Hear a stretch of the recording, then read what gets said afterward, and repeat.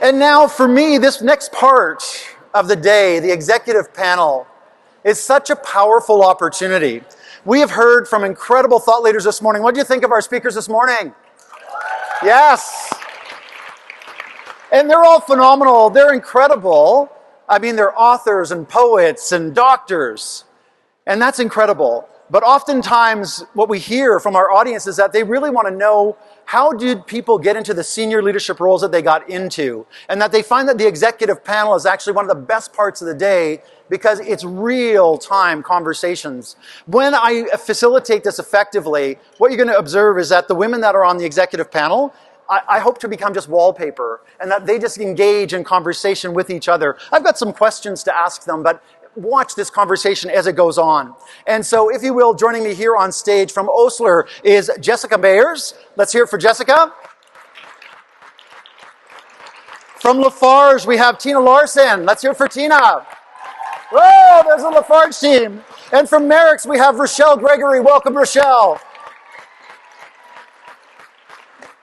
Fabulous. Welcome, welcome, welcome, Rachelle as well. Thank you for making it here. We're so honored that you could be a part of the executive panel and share with everybody your lived experiences. So why don't we begin with you, Jessica? Tell us a little bit about how did you get here? Who are you? What's going on?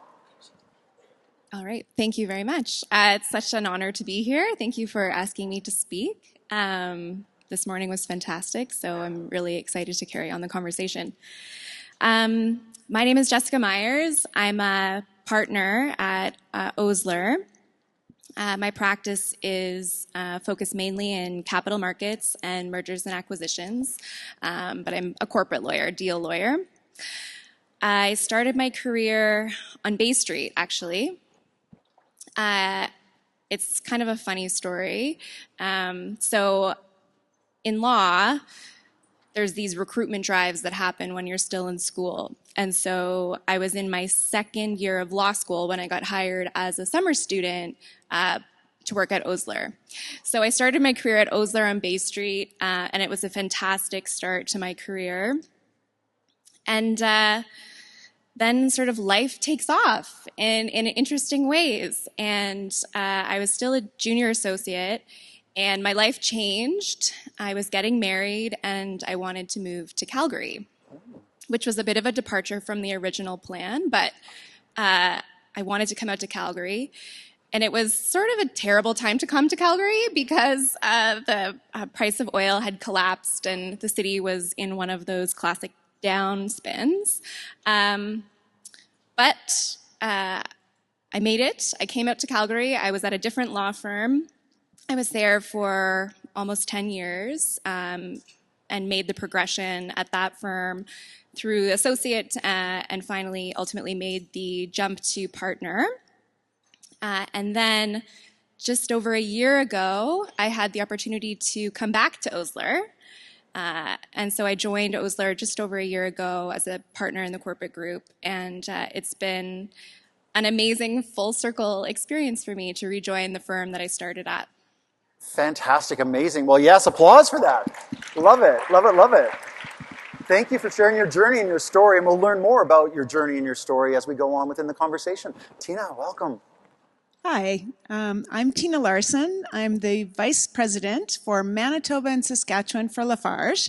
I'm very fortunate. We have 35 of us here today, and so my journey is a little bit different. I work in construction materials, so very male-dominated field.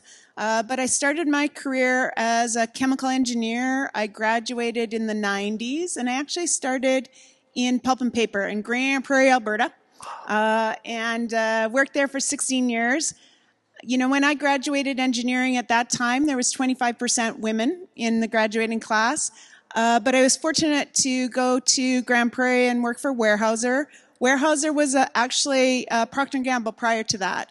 And Procter & Gamble had a very interesting policy of hiring people from a variety of different backgrounds. So you're an engineer, you're a finance person, you're a teacher, but we all worked in operations. And it was a wonderful way to learn how you actually get people involved with technical things.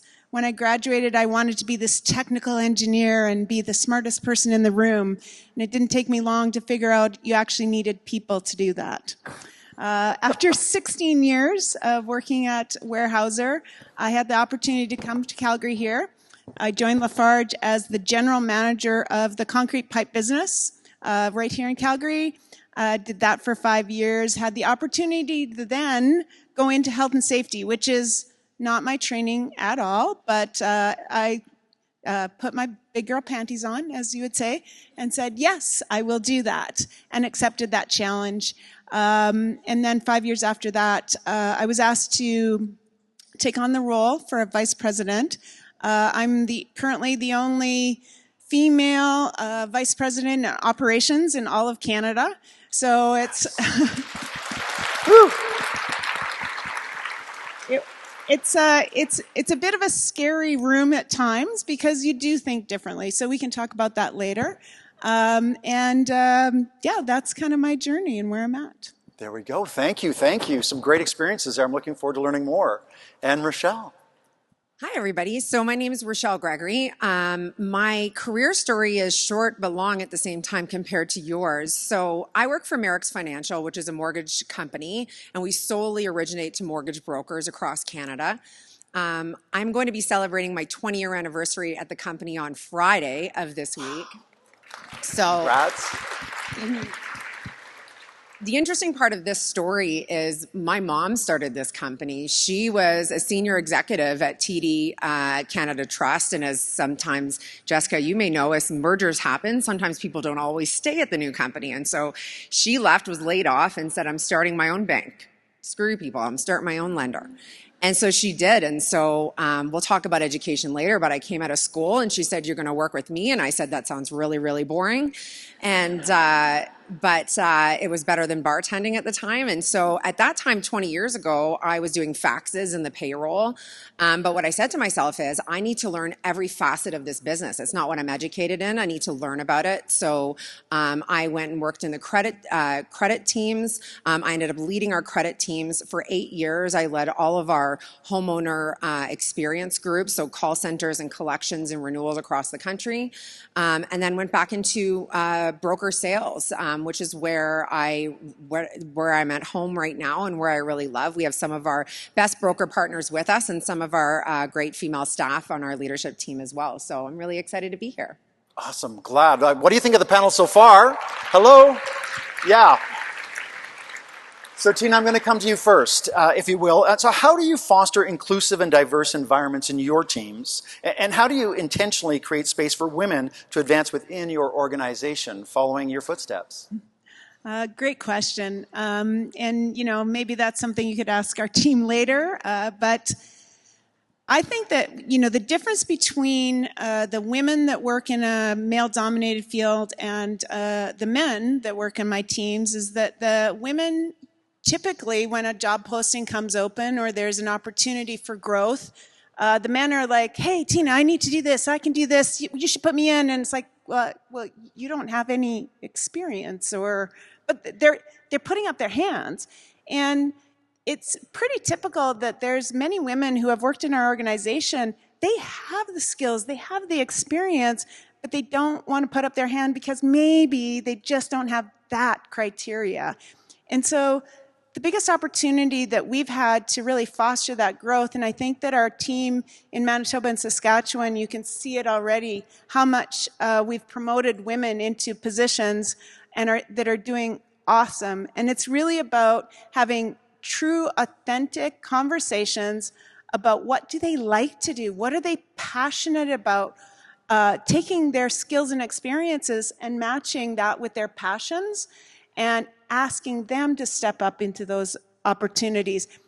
We've also kind of made opportunities. And when I say that is women they want to be ready to have that opportunity. So sometimes we have an interim position.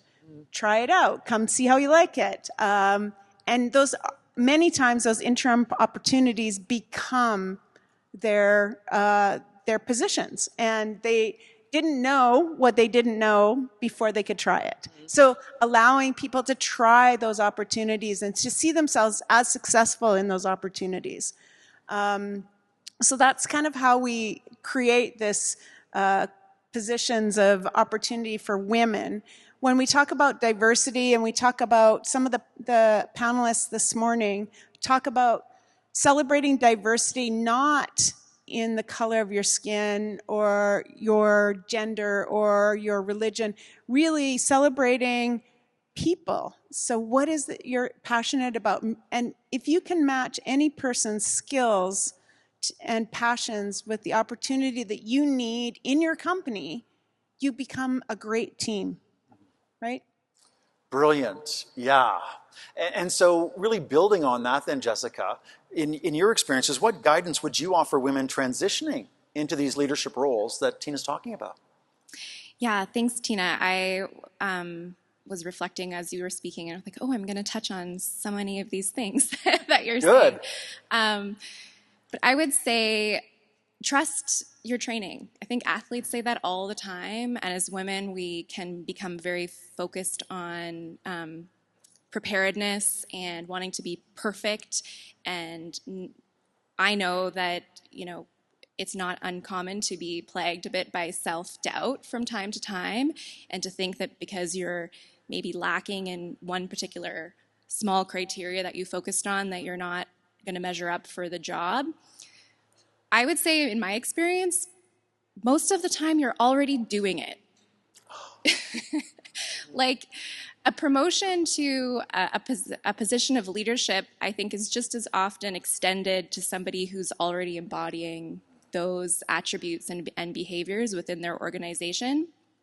I was frankly really surprised, because at a law firm, when you make the when you're promoted into the partnership, you sort of expect, like, oh, I'm gonna know the secret sauce now, and it's not that different, because the truth is that by the time you are there and ready to make that next step in your career and have that recognition, like, you're already doing all of the things.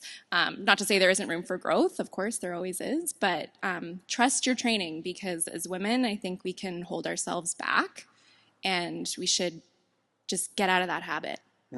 So what I'm hearing almost is that, like, leadership is a choice, not just a title, and that women are already leading anyway, and now it's just a time, and based on what I'm hearing from both of you, to just put your name forward. Don't need all of the qualifications, just do it. Am I understanding? Yeah. Rachelle, go.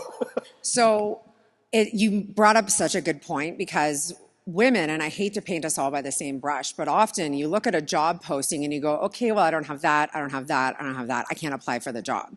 But there are suggestions of what would make a great candidate.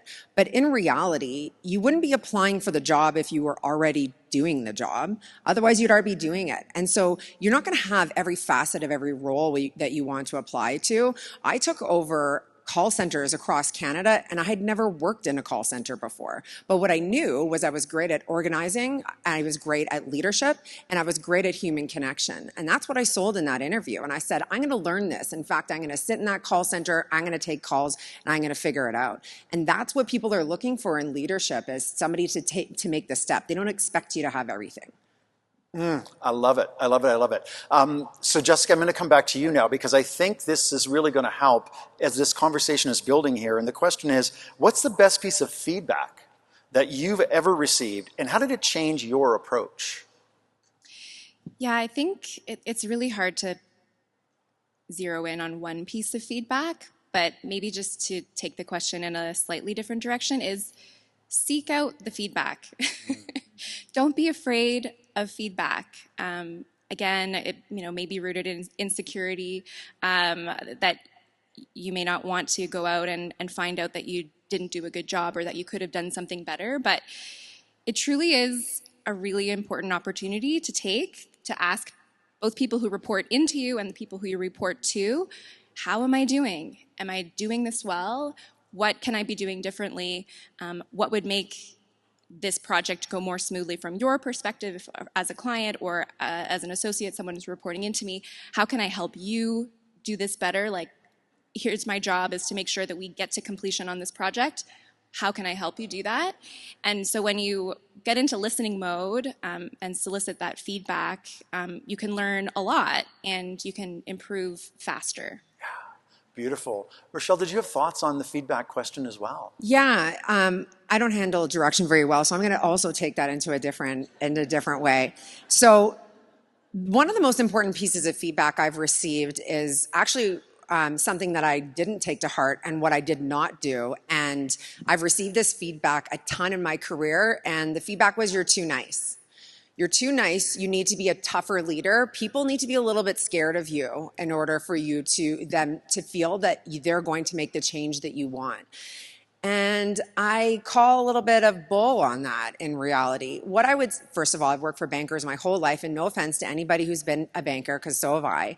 But the idea of leadership is not to teach them to be scared of you and to perform because they think they're going to get fired. I think that empathy and compassion is what makes people follow not only you for the company and to believe in something. And so when people tell me I'm too nice, I say, yeah, but you know what? I am nice. My team feels that they're a part of a family. We're all working towards the same goal. And by the way, just because I'm nice doesn't mean I can't make a tough decision. I can make a tough decision very quickly if it needs to happen, but it's in a collaborative approach, and I think that works best instead. I think I can agree with that. I actually had a boss tell me that I needed to yell at my team. And I just, it was a male giving me that feedback, and I just looked at him and I said, I don't yell. Yeah. I do not yell. But my team knows when I'm disappointed. It's clear that if we've talked about those expectations, what can I do to help you? How can we do and you aren't meeting my expectations, you'll know I'm disappointed. I never had to yell. Exactly. It's almost like your mother, right? Like she just looks at you. I'm very disappointed in you. Very disappointed. That is harsh feedback. That disappointment card is that's tough. That's tough. Tara Moore has been on this very stage and shared with us that feedback says more about the person giving it than the person receiving it. And so I hope you dish back to that guy, whatever, if he needed you to be a little not so nice. Yeah. Yes. I'll be not so nice to you. Tina, I'm going to come to you now. Mentorship is a great way to get feedback as well, and sponsorship can play a significant role in career growth. What role have they played in your journey, and how do you build those relationships? Absolutely. I think that there's two parts to that question. I've had many mentors in my career. I started working in the 90s, and at that time, it was really important to have a mentor. And so in the 90s, I had these women who were kind of assigned as my mentor. And those women were people who broke the glass ceiling. They actually made it into management and true feminists, right? They, in my industry, it's not a manhole, it's a person way. Well, person way or manhole, it's not going to change how people respect me. So mentors sometimes are really people that it's a great conversation. They can help you with tips. But sponsorship is really where you grow, to me. So having somebody that gives me the opportunity to try something, to grow because of an experience, those people that truly understood, it's not talking about being mean. It's being there and saying, how can you actually give that feedback, or how can you get that experience? A sponsor gives you opportunities, maybe outside of your regular day-to-day job, to allow you to grow. And so I really use that a lot to try to offer people opportunities outside of what they do normally. Do you want to try that? That'd be great. You want to go from operations to sales? Try that. Spend a day in their shoes. Do a lunch and learn. Do something outside your comfort zone and see if you like it. So the thing I would add is that in my experience throughout my career, some of the best mentors that I had did not work for my company. I think that it's very easy to make a mistake to think that your mentor is your boss. Your boss is your leader. What you need is somebody that's in your corner, that's advising you and helping you with your career, that is it isn't focused on the direction that you're supposed to be leading in your current role. In fact, some of my best mentors, and it was a little scary to ask, work for competitors. I went up to somebody that worked at a completely different company with me and said, I love your career path. I loved watching you grow. I'd love to learn how you've done that. Would you have lunch with me? And so that's a bit of a scary thing because, they're competitors. I'm not asking them to share state secrets. And she was floored and said, absolutely, I'd love to. And so that's a practice that I've done once a year, is to talk to somebody who's either in a similar role as me or one higher and say, I'd love to learn from you. And I think it's what Caroline said earlier. It's about, I actually truly believe there's a lot of women that want to help and lift other women up. And so I think that that's a great way to put yourself out there to do that. Beautiful. Taking the mentorship and the sponsorship perspective of it, you're making me want to get involved in deeper conversations here. Any thoughts about, and it's okay if you don't, reverse mentorship? Any thoughts about having a younger person mentoring somebody who needs support with social media or some other aspects of it? Oh God, I do that every day. And what gives you the courage to ask for it? Oh, I don't know if it's, sure. Courage. Well, Brene Brown and I have a little disagreement every now and then. I don't think we should lean in on vulnerability. I think women are really vulnerable. I think the same thing is true, that you are freaking courageous to do that. I think that I think if you truly believe, and I can't remember which speaker spoke about it, is that if you truly believe that the team is what wins, there's different people on our teams that bring different skills. Maybe it's a younger person that knows social media and I don't. We should be asking and collaborating on all the things that we're good at, because I don't have all the skills, but my team has everything we need to be successful. And so this is taking me, Jessica, to a whole concept of now networking and what we can do with it. So what role has networking played in your advancement? And how can leaders build and leverage strong networks? Yeah, so for me, networking has been a really important part of my career. As I mentioned, I moved here from another city and I didn't know anyone here when I arrived. And so I was sort of starting my career over after having built a network in Toronto. And I had to do that again when I came to Calgary.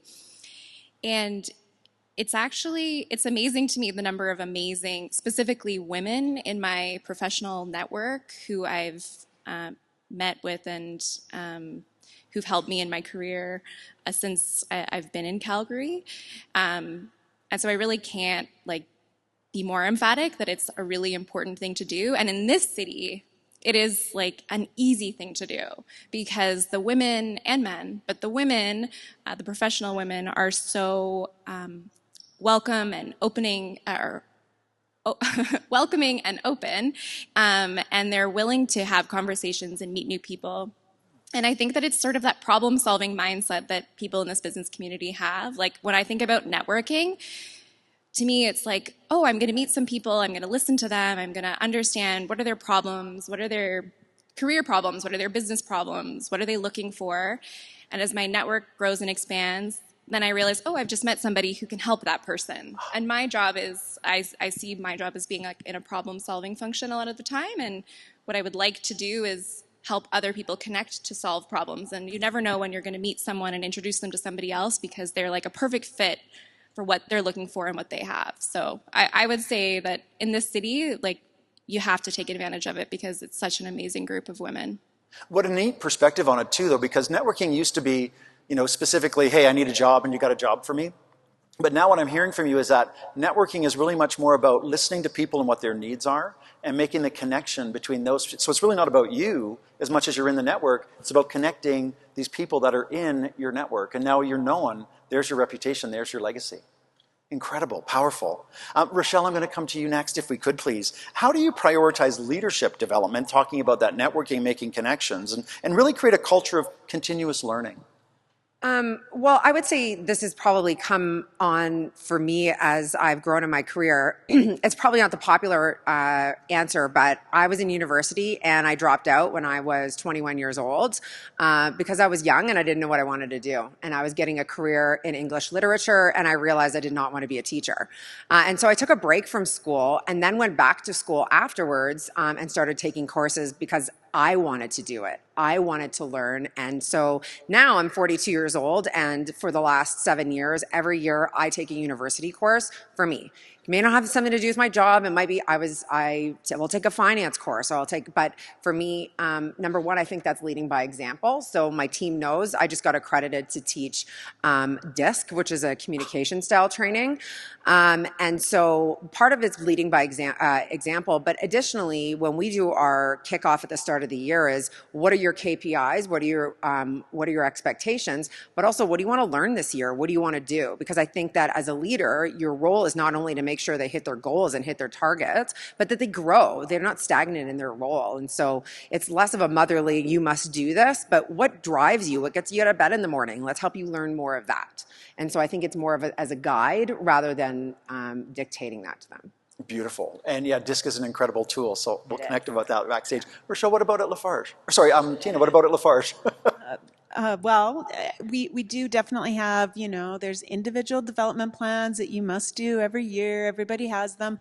But I think the key to it is really linking, like you said, the skills and experiences. What is it that you want to do to learn and grow, and making sure that each of our employees has an opportunity to think about what do they want to grow in, and then you match that also with what the business needs are, obviously. But it's about making sure that we provide opportunities, and one of them is this. So you can see there's 35 people here from all across Western Canada. We're here and Vancouver, just showing that growing our leadership in women is important. But I think that there's so many concepts here and the network that is phenomenal for people. Beautiful, beautiful. And when we develop ourselves and continue to improve constantly, we end up, and Jessica, this is coming to you, that we become high performance. And especially as a lawyer and as a partner, like congratulations on being a partner in the firm, like what an accomplishment. That's a lot. And so how do you balance high performance with the growing needs of wellness, flexibility, and even work-life harmony, especially in high-pressure moments?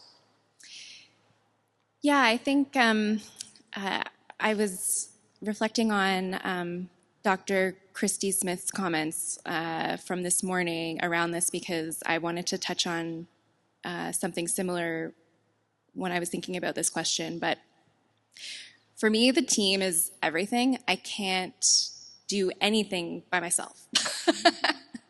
I have an incredible team of people around me, and I know them really well. I know what their hobbies are. I know about their families. I know what makes them tick outside of work. And we're not in a 9-to-5 profession. Our hours can be very up and down and take us into all times of the day. But when you work on a team, you can set up appropriate coverage for whatever you're working on so that you can always maintain that very high level of performance. But it involves knowing one another, communicating, and have a very high level of trust to say, I need to tap out for 3 hours because I've got to take my son to baseball practice, and that's an important thing that's happening in my life today, and it doesn't mean the client is going to get any less responsiveness from me and my team, but it does mean that someone on my team needs to cover for me, and then vice versa when it's late at night and I'm a night owl and I'm awake and my partner is like, I'm tapping out, I'm going to be up early, can you finish what we need to do? It really makes things work, and it gives people that permission to sort of keep living their regular lives and making time to do the things that make them tick outside of work without compromising. Like if everybody had to sit in their desk, you would have incredible burnout. So it's really something that I highly value, is having like a really strong team with strong communication lines where we know what's going on in one another's lives and we can cover for one another so that we can have time to go to the gym and get your hair cut and have drinks with a friend. And all of those things are important. 2 of the 3 are important to me. I'm not getting my hair cut today, but that's okay. Rachelle. Can I just add something? Somebody taught me something recently, and I was a bit obsessed about it. And it was like, if any of you are married or have a partner, is like, you got to be 50-50. Like, and I'm a woman, and so like, he better do the dishes too. And, we have to do equal things. And somebody said to me, life's sometimes 20-80. And sometimes you're going to give 70 and he's going to give 30 or she's going to give. And I went, oh, okay. That feels a little bit better because I travel a lot. I have 3 teenagers. I have 2 dogs, and my mother-in-law lives with me. Like, it's a lot. And so, but the point is that I think it's reflecting and saying, you know what, this week you got to do 80% because I'm only going to be able to do 20, and knowing that it's going to flip at some other time too. So Yeah, that was a great Brene Brown special. It was really good because it's like sometimes I just don't have it to give, right? Yeah. I think that 50-50 is only in divorce. Right? Hopefully. Yeah. Well, I got one of those too. So anyway, and so maybe Jessica, if I could start with you on this one. How has your definition of success evolved? And what does it look like for you today? And then just to be prepared, I'm going to cascade down the lines. Yeah, I mean, I think when I was more junior in my career, I was very focused on the me and the I. We heard about that this morning, where it's like, well, what am I going to do, and how can I achieve this, and what do I have to offer? And as I progress in my career and have gained more perspective, it's so much less about me now. Success is about balancing the needs of my team and my family and the people around me to make sure that we're all happy and thriving and getting the most out of our careers and our lives. So it's been more about what can I do to enable the success of my team? How can I ensure that they're getting great opportunities and that they're also progressing and advancing? And when I see my team's success and people saying, "Oh, your associates are so great. They're fantastic to work with. They're so great." To me, that's the recognition of the success that I'm a part of enabling, and I'm really proud of them and of myself. But probably 10 or 15 years ago, if you'd asked me, it would have been well, my vision of success is all about me, and it's not like that anymore. I just love the one power word that you said to me was enable. Just enabling people. So thank you for that. Tina, what about for you? Well, I started my, I guess my career as an engineer, and I really thought that being this smart, innovative, from a technical perspective, that was what success meant. I was going to be the smartest person in the room, I guess. I'm not really sure.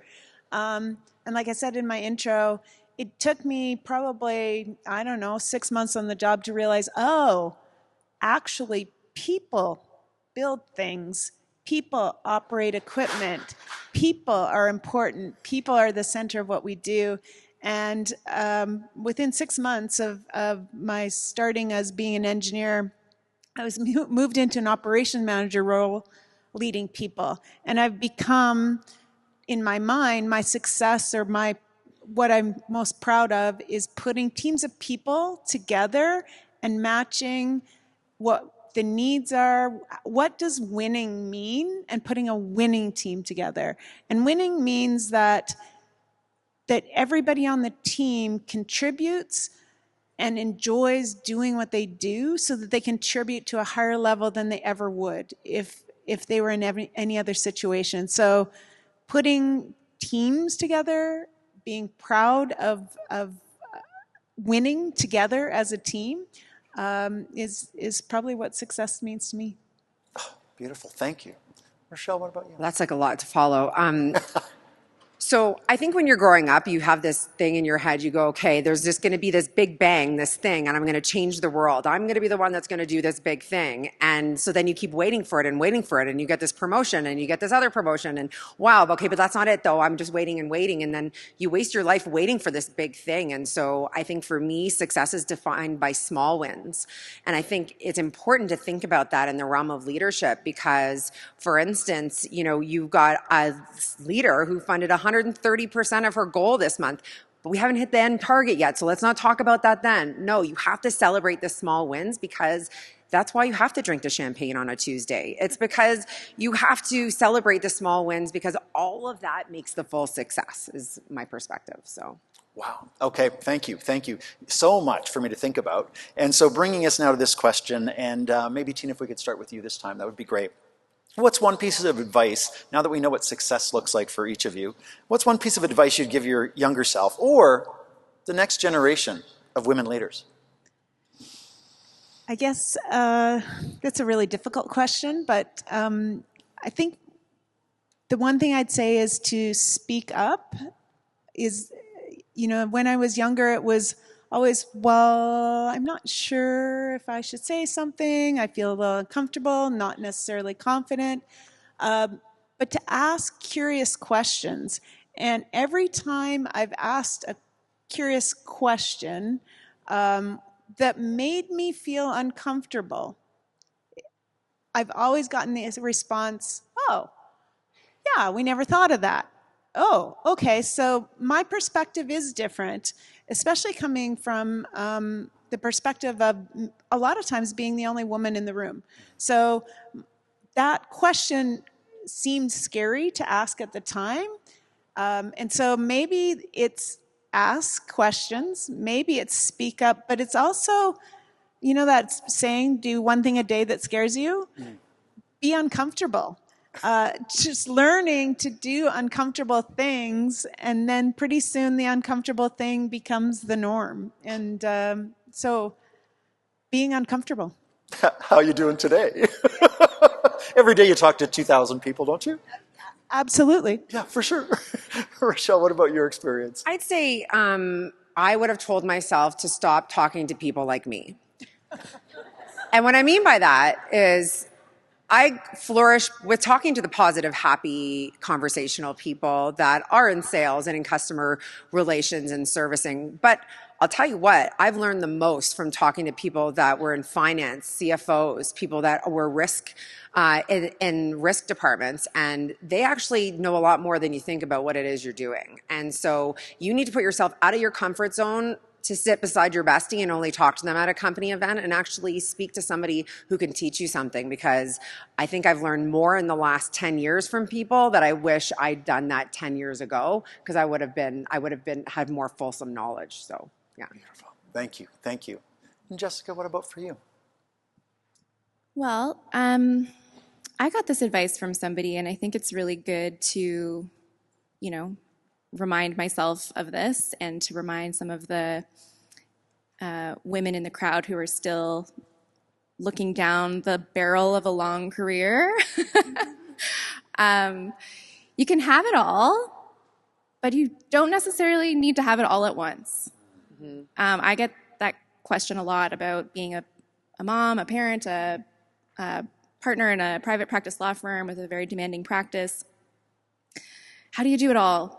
Well, you can do it all, but you don't have to do it all at once. I would say just slow down and enjoy the journey, because there's going to be times in your life when maybe your kids are going to be a priority, and maybe there'll be other times where taking care of a parent is a priority, and maybe your career is not going to be going full throttle, and it's not because you can't do it or because it won't happen.